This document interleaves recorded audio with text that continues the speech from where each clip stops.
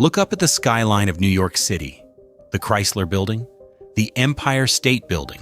Look at the massive orange towers of the Golden Gate Bridge standing against the Pacific Ocean. You are looking at the physical skeleton of America, and it was forged by a single unstoppable giant, Bethlehem Steel. During its peak, this company was an industrial god. It built the battleships that won a world war and rolled the heavy beams that constructed modern civilization. The blast furnaces in Pennsylvania burned so intensely they kept the winter snow from ever touching the ground. Tens of thousands of men worked around the clock, generating unprecedented billions in pure profit. But today, those identical furnaces stand completely dead and rusted. The roaring fires are gone, replaced by the flashing neon lights of a tourist casino built right over the contaminated soil. An empire that armed a superpower and constructed the American century was systematically choked to death by its own arrogance, crushed under insurmountable debt, and left to rot in silence. How does the very backbone of a nation simply snap? Chapter 1. The Forge of Ambition. At the dawn of the 20th century, the American industrial landscape was a ruthless battlefield of titans. Giant conglomerates dominated the horizon, casting long shadows over any ambitious newcomer. Among these behemoths stood United States Steel, the first billion-dollar corporation in history. It was an unstoppable force, a massive trust built by financial architects like J.P. Morgan and steel barons like Andrew Carnegie. At its helm was a man named Charles M. Schwab, a charismatic and relentless executive who had climbed from the soot-stained floors of a steel mill to the very top of the industrial world. But the rigid bureaucracy of United States Steel stifled him. Schwab was a builder, a risk-taker, a man who saw the future in molten metal, and he desperately wanted an empire he could shape entirely with his own hands. In 1903, he made a decision that shocked Wall Street.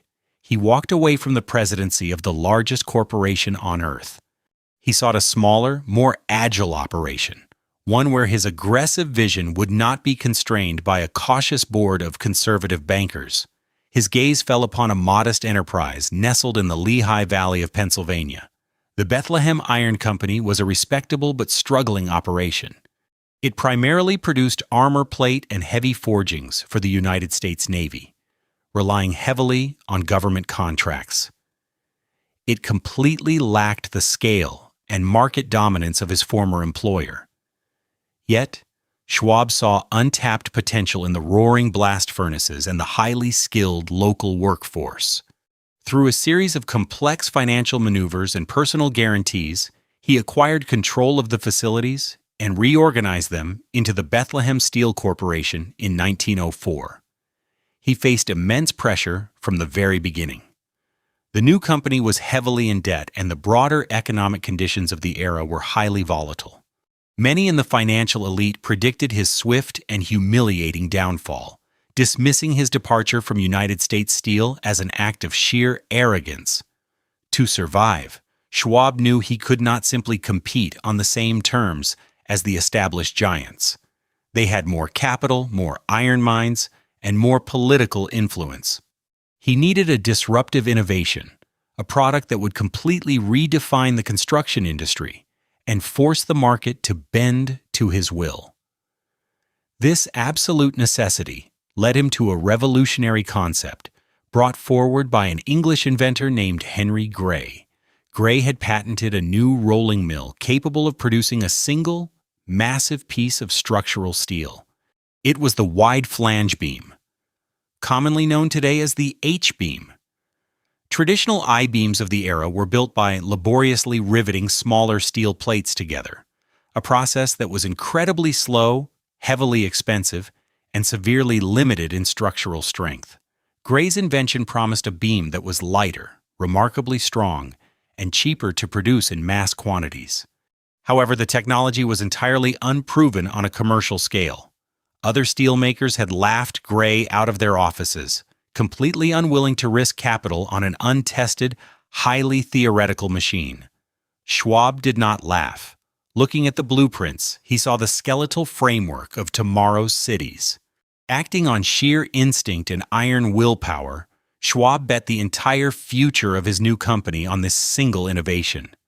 He poured millions of dollars of borrowed money into constructing a massive new, custom-built rolling mill in Saucon, Pennsylvania. It was a life-or-death gamble for Bethlehem Steel. If the gray mill failed to work, or if the conservative construction industry rejected the new structural beam, the company would face immediate bankruptcy. The financial strain was immense, as pushing the operation to the absolute brink of insolvency. Schwab himself scrambled for loans across the country, leveraging every asset and personal connection he possessed just to keep the furnaces burning and the workers paid. The tension in the Lehigh Valley was palpable as the massive new machinery was finally assembled. When the very first glowing, red-hot steel ingot was fed into the massive rollers, the fate of an entire enterprise hung in the balance. The machine roared, the metal compressed under unbelievable pressure, and out emerged a perfectly formed, wide-flange H-beam. It was a triumph of engineering, and a definitive validation of Schwab's immense risk. This single piece of steel was not just a new structural component. It was the solid foundation upon which Bethlehem Steel would rise to challenge the Titans and completely reshape the American skyline. Chapter 2. The Backbone of America. The successful rolling of the first wide-flange H-beam at the Saucon plant marked the beginning of a profound transformation. Charles Schwab had wagered the entire existence of his company on an unproven technology, and the gamble yielded immediate, historic results.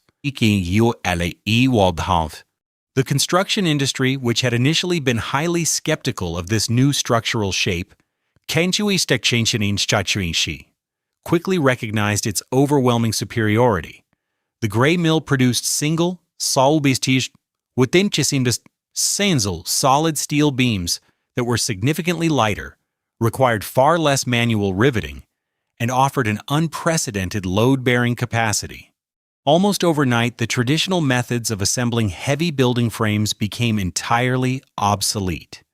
Because Bethlehem Steel held the exclusive rights to this specific rolling technology in the United States, the company suddenly found itself holding an absolute monopoly over the building blocks of the modern city. As the 1920s roared into existence, America experienced an unprecedented economic and construction boom. Urban populations swelled dramatically, and the value of city real estate skyrocketed. Architects realized that the only profitable way to build was straight up. The concept of the skyscraper captured the public imagination, and building vertical required exactly the kind of structural integrity that Bethlehem Steel was mass-producing. The company rapidly evolved from a regional armor plate manufacturer for the military into the primary supplier for the American skyline. Trainloads of structural steel left the Lehigh Valley every single day, destined for major metropolitan centers across the continent. The demand was staggering, completely transforming the town of Bethlehem. Inside the Pennsylvania foundries, the atmosphere was a relentless, chaotic symphony of heavy industry. Thousands of workers toiled in extreme heat, guiding massive glowing ingots through the enormous mechanical rollers. The air was thick with the smell of sulfur and melting metal. The ground constantly shook under the weight of overhead cranes, transporting tons of newly forged steel from the cooling beds to the rail yards. It was a highly dangerous, physically punishing environment, but it was also a place of immense collective pride. The men sweating on the factory floor understood that they were literally manufacturing the physical skeleton of a growing nation. Bethlehem Structural Steel soon anchored the most iconic structures of the early 20th century. When visionary developers set out to build the Chrysler Building in New York, they relied heavily on Bethlehem beams to push the Art Deco masterpiece into the clouds. The George Washington Bridge, an engineering marvel spanning the Hudson River, was suspended using materials forged in Schwab's roaring furnaces. To solidify its dominance, the company acquired the massive McClintock Marshall Construction Company in 1931. This strategic move expanded their reach from simply manufacturing raw steel to actually erecting the massive structures themselves. This vertical integration made Bethlehem an unstoppable juggernaut in the global construction world. But the ultimate testament to the power and reach of Bethlehem Steel took shape thousands of miles away from the Pennsylvania foundries. In the mid-1930s, the company secured the monumental contract to provide the steel superstructure for the Golden Gate Bridge in San Francisco.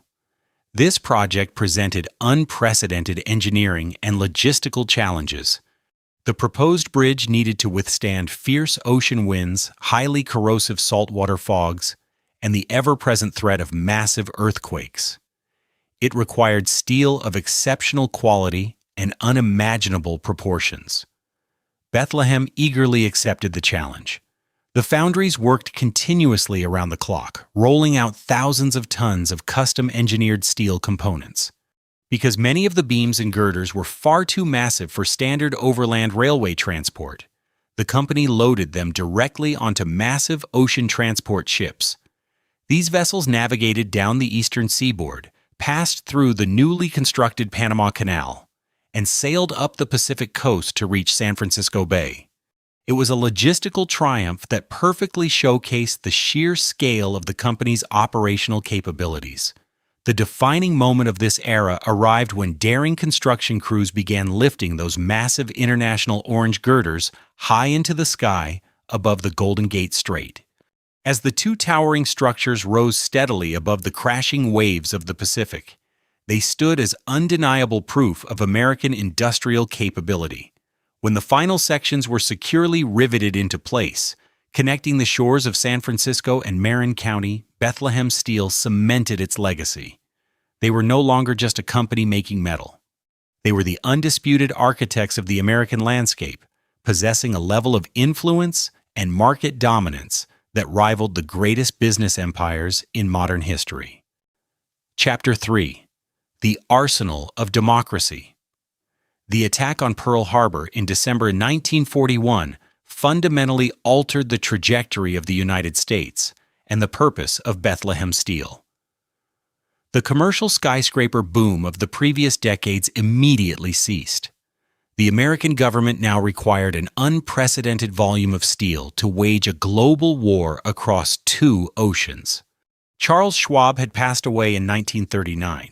But the colossal industrial engine he built was perfectly positioned to become the primary supplier for the Allied forces. Under the leadership of Eugene Grace, Bethlehem Steel transformed from a civilian manufacturer into the ultimate arsenal of democracy. Grace was a man of cold efficiency, demanding maximum output from every single furnace and rolling mill under his command. He understood that the war would be won not just by battlefield tactics, but by overwhelming industrial superiority. The company's shipbuilding division, originally a secondary operation, suddenly expanded into a maritime juggernaut. Bethlehem operated 15 shipyards scattered across the East Coast, the West Coast, and the Gulf of Mexico.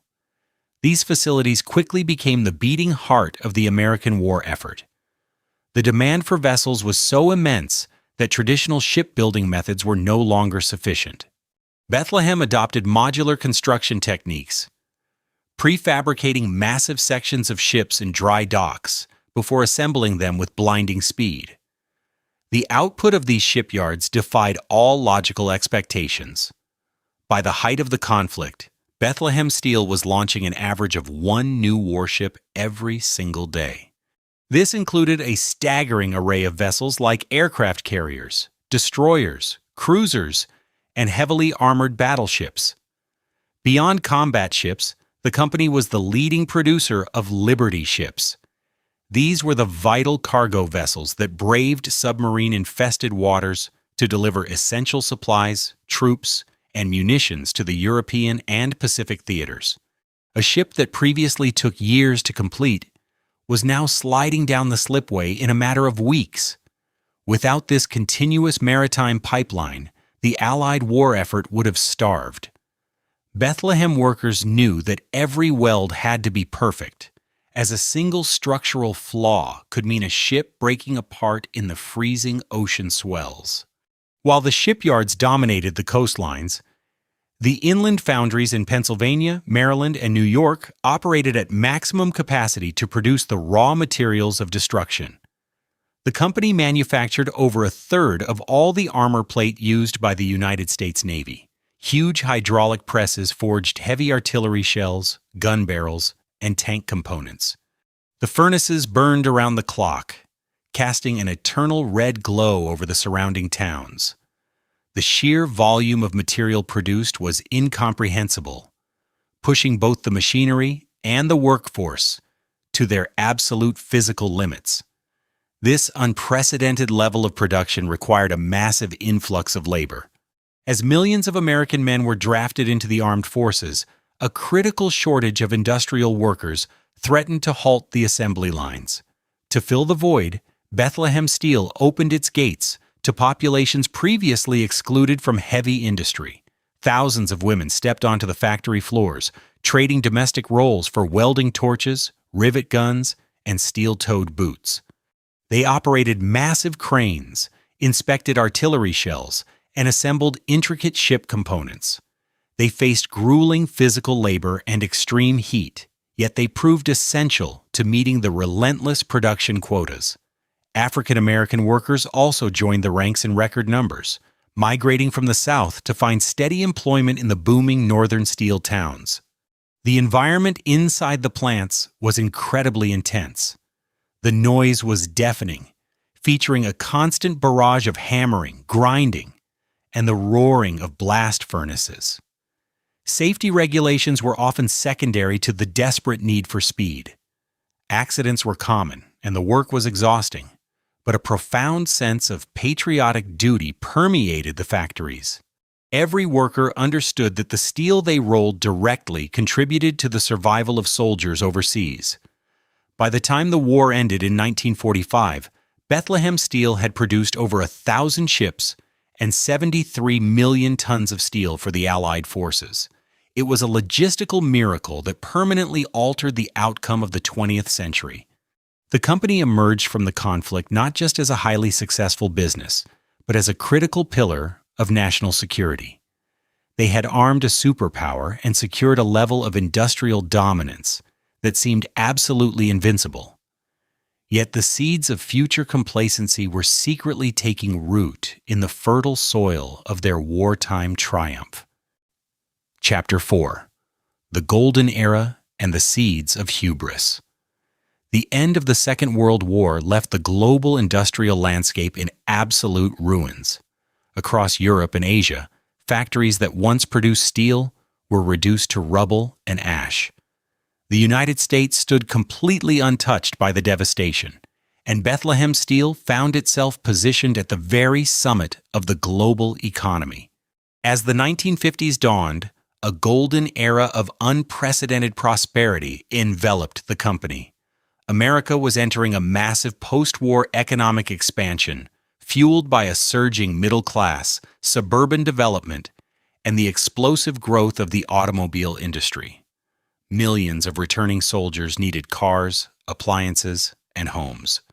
The federal government launched the Interstate Highway System, demanding unimaginable quantities of structural steel and reinforcing bars.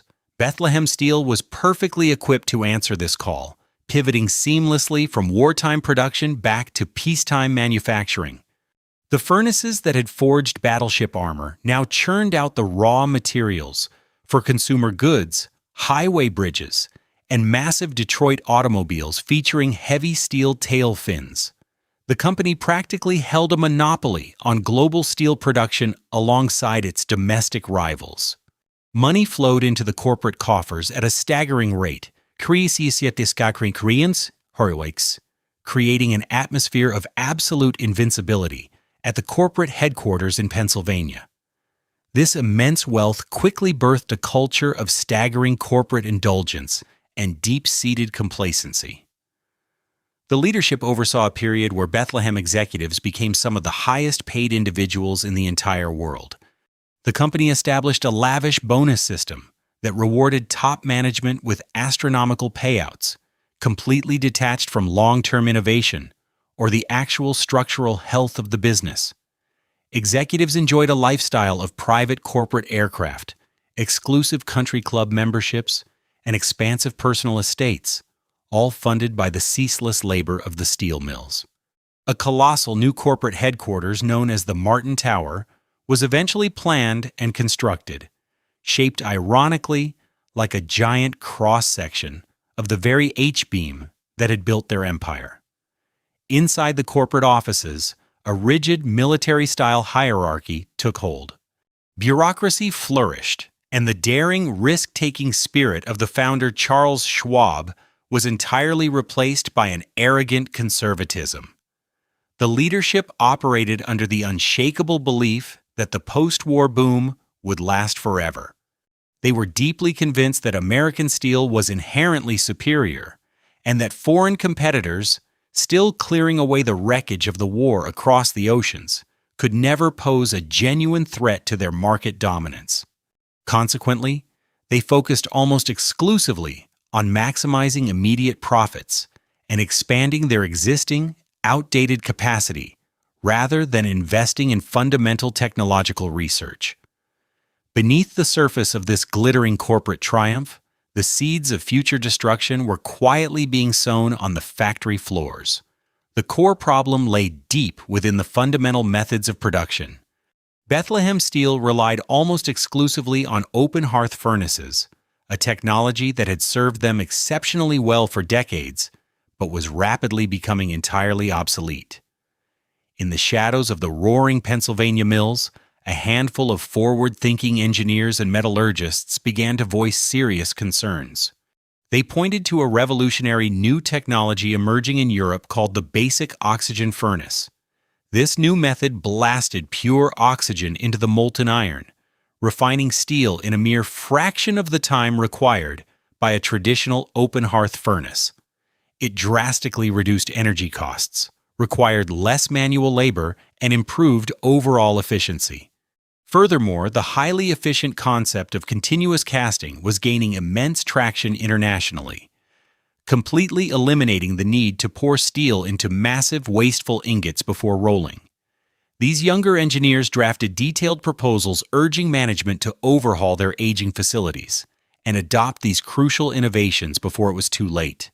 However, their desperate warnings fell on entirely deaf ears.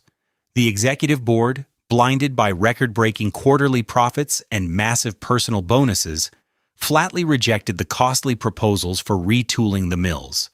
They viewed the new technologies as unproven, unnecessary risks that would temporarily slow down their massive output. In their supreme arrogance, they chose to double down on the massive, highly inefficient open hearth systems, believing their sheer scale and historical reputation would protect them from any future market shifts. They threw lavish corporate celebrations to mark historic production milestones and record shareholder dividends, completely oblivious to the fact that they had just handed away their competitive future. The stubborn refusal to modernize during their most profitable decade was a fatal miscalculation, quietly sealing the ultimate fate of the industrial giant, even as it proudly stood at the absolute zenith of its financial power. Chapter 5. The Battles on the Factory Floor. While executives celebrated record profits inside their air-conditioned offices, a vastly different reality dominated the factory floors. The immense wealth generated during the post-war boom stayed concentrated at the top, leaving the men actually pouring the steel feeling disconnected from the financial rewards. The sheer physical toll of making steel remained almost identical to the brutal conditions of the early 20th century. The environment was a punishing combination of extreme heat, toxic fumes, and constant deafening noise. Workers navigated poorly lit corridors alongside massive vats containing tons of liquid iron. A single misdirected crane load or a brief lapse in concentration could easily result in catastrophic injury or immediate death. Safety protocols existed mostly on paper, taking a back seat to the relentless push for higher output. The grueling shifts wore down the human body over time, leaving laborers exhausted and physically broken by middle age. As production quotas climbed higher every single month to meet the insatiable national demand for steel, the daily pressure placed upon the workforce intensified dramatically. This stark and undeniable divide between the wealthy executive suites and the dangerous factory floor fueled deep systemic resentment. The United Steelworkers of America began to consolidate massive power among the rank and file. The union demanded safer working conditions, comprehensive health benefits, and a much fairer share of the unprecedented corporate profits. Bethlehem Steel management, historically accustomed to wielding absolute control over their company towns, viewed these union demands as a severe threat to both their authority and their bottom line. Throughout the latter half of the 1950s, the tension steadily escalated into outright hostility. Management stubbornly argued that continuously rising labor costs would cripple their ability to operate profitably. They conveniently ignored the fact that they were simultaneously refusing to invest in cost-saving technological upgrades like the basic oxygen furnace. The union leaders countered that the workers were the literal engine driving the entire enterprise, arguing they deserved adequate compensation for risking their lives every time they clocked in. Both sides deeply entrenched themselves in their opposing positions, setting the stage for a monumental industrial collision. The inevitable boiling point finally arrived in the hot summer of 1959. Negotiations for a new comprehensive labor contract collapsed completely, with neither side willing to concede a single inch. In response, the union called for a massive nationwide strike across the entire industry. At Bethlehem Steel facilities across the country, the impact was immediate and visually shocking. Tens of thousands of workers dropped their tools and walked out of the gates. The roaring blast furnaces, structures that had burned continuously through 2 world wars and a global depression, were systematically shut down and left to grow completely cold. The massive rolling mills that shaped the American skyline fell completely silent.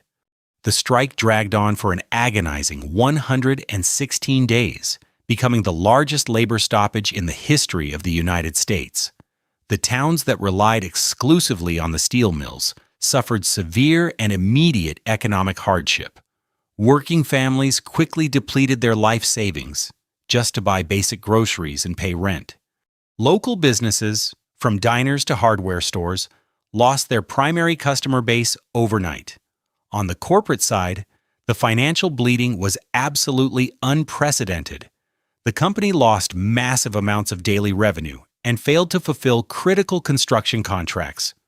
The federal government eventually intervened, citing critical national security concerns during the height of the Cold War, and legally forced a resolution to the standoff.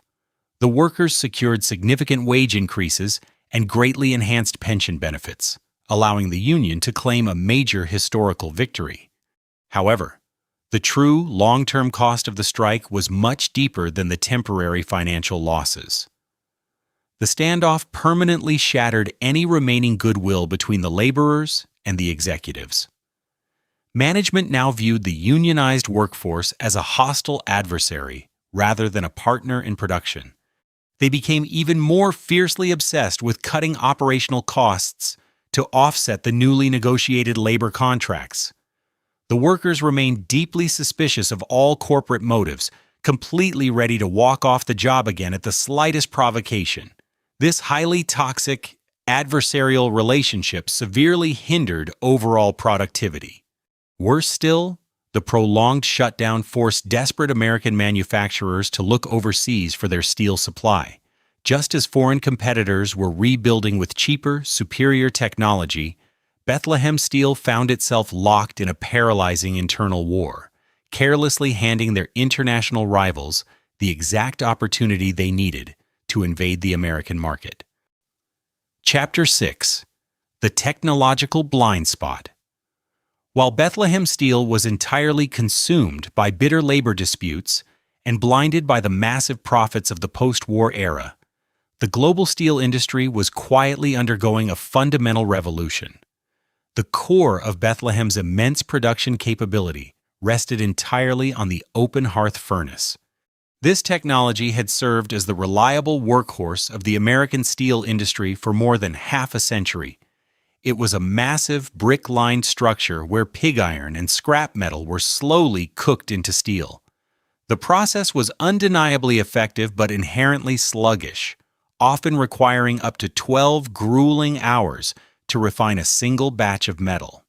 For the executives operating out of their Pennsylvania headquarters, the open hearth was the undisputed eternal standard of heavy manufacturing. They had invested hundreds of millions of dollars into expanding these specific furnaces during the 1950s, firmly believing that sheer capacity would always conquer the market. However, across the Atlantic Ocean, a radically different and far superior method was emerging from the ashes of a destroyed Europe. Engineers in Austria had perfected a new system known as the basic oxygen furnace. Instead of slowly baking the metal, this revolutionary process blasted pure oxygen directly into the molten iron at supersonic speeds. The intense chemical reaction burned away impurities with incredible violence and efficiency. What took an open hearth furnace 12 hours to accomplish, the basic oxygen furnace could finish in less than 45 minutes. It was a monumental leap forward that drastically reduced energy consumption, required a fraction of the labor, and produced high-quality steel at a significantly lower cost. This singular invention completely rewrote the basic economics of making metal. Simultaneously, a second technological miracle was gaining immense traction internationally. For decades, traditional steelmaking required pouring liquid metal into massive individual ingot molds. Workers then had to wait for the ingots to cool, physically strip away the heavy molds, transport the solid steel blocks to soaking pits to be reheated, and only then run them through the massive rolling mills. It was a highly inefficient sequence involving constant heating, cooling, and reheating that drained profits and slowed output. The new method, known as continuous casting, completely eliminated this archaic bottleneck. It allowed liquid steel to flow directly from the furnace into a water-cooled mold, emerging instantly as a solid, continuous strand of metal ready to be cut and rolled. By bypassing the entire ingot phase, continuous casting saved unimaginable amounts of time, energy, and raw material waste. When combined with the basic oxygen furnace, these two innovations created a modern manufacturing ecosystem that rendered the traditional American steel mill completely obsolete overnight. Younger metallurgists and observant engineers within Bethlehem Steel clearly recognized the looming threat. They studied the impressive production data coming out of foreign plants and repeatedly warned their superiors that the company was falling dangerously behind. They submitted detailed proposals urging the immediate adoption of both the basic oxygen furnace and continuous casting technologies before the technological gap became insurmountable.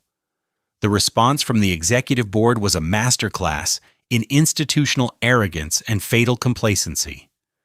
The leadership team flatly refused to acknowledge the superiority of the new European methods. A deeply ingrained corporate culture dictated that if an invention was not created by American engineers inside Bethlehem facilities, it was inherently inferior.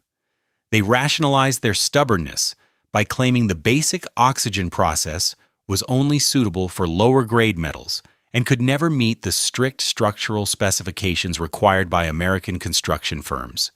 This claim was already being proven false. Mit Salrain Busqualwardine Creen Fold, but the executives chose to blindly believe their own comforting narrative. Admitting that the new technologies were superior would have required them to publicly write off their massive recent investments in open hearth furnaces as total losses. It would have forced them to completely redesign their factory floors and retrain their entire workforce at a time when they were already fighting bitter battles with the labor unions. Instead of adapting to the future, Bethlehem Steel actively chose to ignore it. They looked at the war-torn nations of Japan and Germany and severely underestimated their capacity to compete on a global scale. What they failed to realize was that these foreign competitors possessed a unique and powerful advantage. Because their old factories had been completely destroyed during the war, they were now building brand new facilities from the ground up, designing them specifically around the basic oxygen furnace and continuous casting from day one. As the 1960s progressed, the devastating consequences of Bethlehem's technological blind spot became impossible to hide.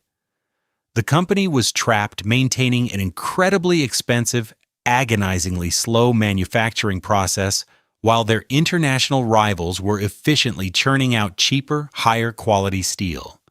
The mighty American giant had willingly surrendered its greatest weapon, leaving its borders wide open for an invasion that would permanently alter the industrial landscape. Chapter 7. The Foreign Invasion. As the 1960s gave way to the 1970s, the theoretical warnings about foreign competition materialized into a brutal economic reality. The oceans that once protected American industry from international rivals transformed into superhighways for a new breed of massive cargo ships. These vessels were not carrying raw materials to feed American factories. They were fully loaded with finished, high-quality steel, forged thousands of miles away and arriving at American ports with shockingly low price tags. The foreign invasion had officially begun, and Bethlehem Steel found itself entirely unprepared for the assault. The nations that had their industrial infrastructure completely leveled during the Second World War had spent the past 2 decades quietly executing a masterful rebuilding strategy. Japan and West Germany, heavily supported by international aid, did not simply recreate their old factories. They constructed entirely new, hyper-efficient manufacturing ecosystems located directly on deep-water coastal ports. This strategic placement completely eliminated expensive inland rail transportation costs. More importantly, these new facilities were built exclusively around the basic oxygen furnace and continuous casting technologies that Bethlehem executives had so arrogantly dismissed just a few years prior. This modern infrastructure allowed foreign producers to operate with drastically lower overhead, burning far less fuel and utilizing a fraction of the workforce required by traditional American mills. The result was a product that fundamentally disrupted the entire American market. For generations, domestic construction firms and automakers had simply accepted that American steel, specifically Bethlehem Steel, was the absolute gold standard of the industry. But as the foreign shipments arrived in massive quantities, domestic buyers discovered a terrifying truth. The imported steel was not just significantly cheaper. It was often superior in quality, featuring fewer impurities and more consistent structural integrity due to the advanced automated casting methods utilized overseas. Suddenly, the deep generational loyalty that American manufacturers had shown to domestic suppliers began to fracture under the undeniable weight of pure economics. Bethlehem Steel initially responded to this crisis with fierce denial, launching extensive public relations campaigns claiming that imported steel was fundamentally unsafe or unpatriotic. Executive management heavily lobbied the federal government in Washington to impose strict tariffs and import quotas, desperate to artificially shield their aging empire from the realities of the free market. But protectionism could only delay the inevitable collapse. Major domestic industries, facing their own fierce economic pressures during a period of high inflation, could simply no longer afford to pay a massive premium for American steel out of sheer patriotism. The automakers in Detroit quietly began signing massive supply contracts with Japanese steelmakers, prioritizing their own survival over the health of the domestic steel industry. On the factory floors in Pennsylvania, the mood shifted from anger to genuine fear. Workers who had previously gone on strike demanding higher wages now watched nervously as massive orders were canceled. The enormous rail yards, once packed tightly with outbound shipments of wide flange beams, began to look hauntingly empty. Management, finally recognizing the existential threat, attempted to implement desperate cost-cutting measures, but these efforts only further deteriorated the relationship with the labor unions. The company was bleeding capital at an unsustainable rate, unable to match foreign prices without sustaining catastrophic financial losses. The psychological breaking point for Bethlehem arrived not on a distant battlefield, but right in their own backyard. For decades, the company had practically owned the market for monumental public works projects across the United States. If a major bridge or skyscraper was rising in an American city, it was almost guaranteed to be built on a foundation of Bethlehem structural beams. But the financial quarterlies soon revealed an unprecedented and terrifying hemorrhage of market share. The ultimate humiliation came when bids were opened for massive new suspension bridges and infrastructure expansions on the West Coast. For the very first time in modern history, the lucrative contracts were awarded to Asian consortiums. These foreign companies promised to deliver the steel directly across the Pacific Ocean at a price Bethlehem simply could not match. The realization struck the corporate headquarters with the force of a physical blow. The mighty American giant had been fundamentally beaten on its own soil, and the blood in the water only attracted more fierce international competition. Chapter 8: Rust and Decay. The dawn of the 1980s brought a harsh and unforgiving winter to the American industrial landscape.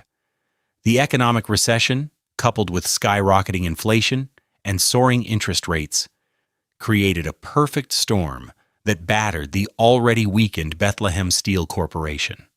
Decades of institutional arrogance, delayed technological upgrades, and bitter labor disputes finally coalesced into an existential crisis. The corporate executives in the Martin Tower, who had once believed their empire was entirely invincible, were now forced to confront a terrifying reality.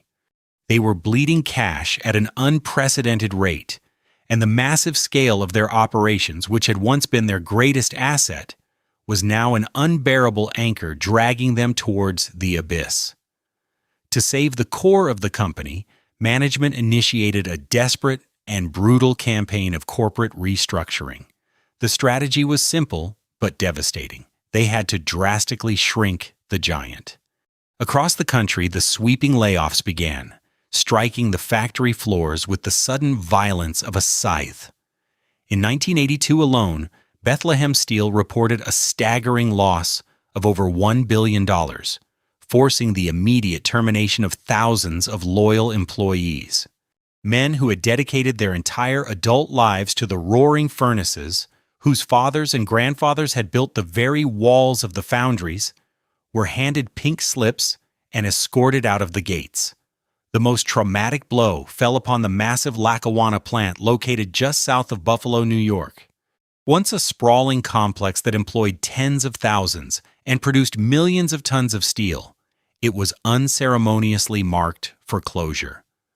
The towering blast furnaces that had illuminated the night sky over Lake Erie for generations were systematically shut down. The silence that followed was deafening. The closure of Lackawanna and the severe downsizing of operations in Johnstown and Sparrows Point sent absolute shockwaves through the surrounding communities. Entire towns that had been built exclusively around the rhythms of the steel mill suddenly found themselves devoid of purpose and income.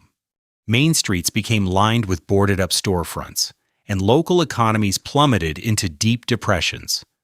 This geographical stretch of American manufacturing prowess rapidly earned a grim new moniker. It became known to the world as the Rust Belt. As the 1980s marched onward, the corporate bloodletting continued, without mercy. Bethlehem Steel desperately sold off its peripheral businesses just to generate enough capital to keep the remaining steel operations afloat. The once mighty shipbuilding division, which had miraculously armed the United States Navy during the Second World War, was completely liquidated.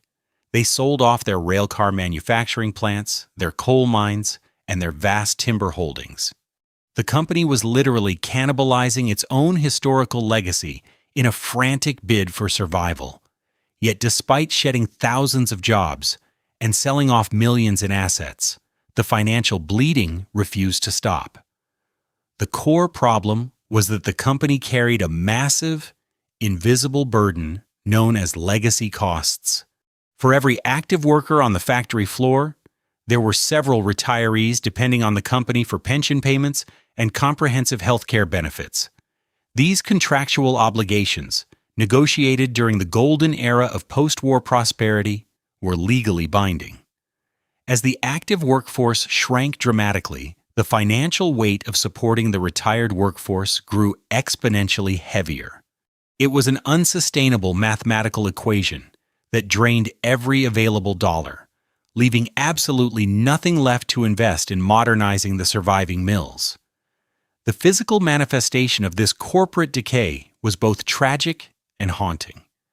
Sections of the massive Pennsylvania complex that were deemed unprofitable were simply abandoned. Nature quickly began to reclaim the monuments of human industry. Heavy iron gates that had swung open for tens of thousands of workers every morning were heavily padlocked and wrapped in thick steel chains. Weeds broke through the cracked concrete of the loading docks, and a thick layer of reddish-brown rust slowly consumed the towering structural beams. For the highly skilled laborers walking away from the chained gates for the final time, taking off their hard hats and looking back at the cold, silent smokestacks, it was a moment of profound despair. They were not just losing a paycheck. They were witnessing the death of an entire way of life, helplessly watching the mighty engine of the American century slowly rust away into total oblivion. Chapter 9. The Final Exhale. The dawn of the 21st century did not bring renewal for Bethlehem Steel. Instead, it brought the culmination of decades of strategic failures and shifting global economics. By the year 2000, the company was no longer a towering giant of American manufacturing. It was a hollowed-out shell, buckling under the crushing weight of its own history. The global steel market was flooded with excess capacity, driving prices down to historic lows. Cheaper imports from Asia and South America continued to dominate the domestic market, making it mathematically impossible for the aging Pennsylvania mills to turn a profit. But the final lethal blow did not come from foreign competitors. It came from within the company's own ledger. For every active steelworker sweating on the factory floor, there were nearly 6 retirees depending on Bethlehem Steel for their monthly pensions and comprehensive health care. This was the catastrophic legacy cost that executives had willfully ignored during the golden era of the 1950s. The company found itself legally obligated to pay billions of dollars to a retired workforce it could no longer afford to support. The active mills were simply not generating enough revenue to cover these massive fixed expenses. Wall Street investors, who had once viewed Bethlehem Steel as the ultimate blue-chip stock, now saw a financial black hole. Credit lines dried up, suppliers demanded payment up front, and the corporate headquarters was paralyzed by a mountain of insurmountable debt. The physical environment of the remaining steel plants mirrored this profound financial collapse. The once deafening roar of the massive blast furnaces was replaced by an eerie, unsettling quiet. Skeletons of unused machinery sat rusting in the rain. Whole divisions were liquidated, sold for scrap value just to make payroll for a few more weeks. The workers who remained knew the end was approaching. They walked through the massive, cavernous buildings with a sense of impending doom, recognizing that their way of life was in its final days.